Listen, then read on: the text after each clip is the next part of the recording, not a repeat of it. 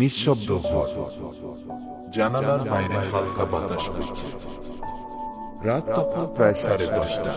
একটা টেবিলের সামনে বসে আছে জাহিদ, তার চোখে কান্নার ভাব। পাশে 3টা বিসিএস পরীক্ষার প্রবেশপত্র, প্রতিটাতেই একটা করে বড় লাল ক্রস। 3বার সে চেষ্টা করেছে, 3বারই হেরেছে। জাহিদের মা চুপচাপ চা নিয়ে এলেন। তুই ঠিক আছিস তো বাবা? তিনি জিজ্ঞেস করলেন। জাহিদ মুচকি হাসল। আছি মা, শুধু একটু কষ্ট লাগছে নিজের উপর। মা বসে গেলেন পাশে, বললেন, একটা কথা মনে রাখিস, যে চুপচাপ হার মেনে নেয় সে হারে না, সে নিজেকে খুঁজে পায়। সেই রাতের পর থেকে জাহিদ ঠিক করল, আর কান্না নয়, অভিযোগ নয়, শুধু পরিবর্তন। সে নিজেকে প্রশ্ন করল, আমি কি আসলে নিজের সর্বোচ্চটা দিয়েছি, নাকি অন্যের সাফল্য দেখে আমি নিজেকে দোষ দিয়েছি? সে আবার বই নিয়ে আবার বসল।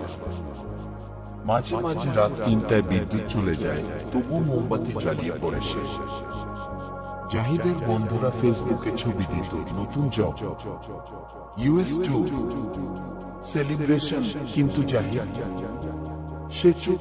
নিজের ঘরের দেওয়ালে একটা ছোট কাগজ লাগিয়েছিল, চতুর্থবার, শেষবার নয়, নিজের জন্য, মায়ের জন্য।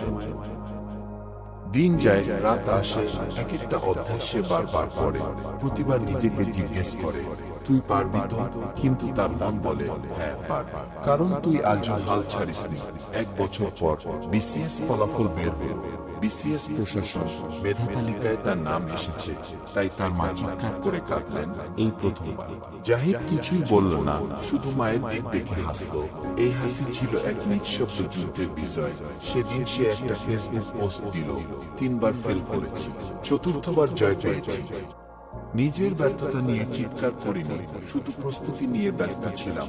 কারণ ব্যর্থতা যত নিঃশব্দ, সাফল্য তত উচ্চস্বরে কথা বলে। আপনিও কি ব্যর্থতার মাঝে পড়ে গেছেন? চিৎকার করবেন না, শুধু নিজের দিকে ফিরে তাকান, শুধু একটু ধৈর্য রাখুন, আর বিশ্বাস রাখুন নিজের উপর। আপনার সাফল্যের গল্প কেউ একদিন বলবে।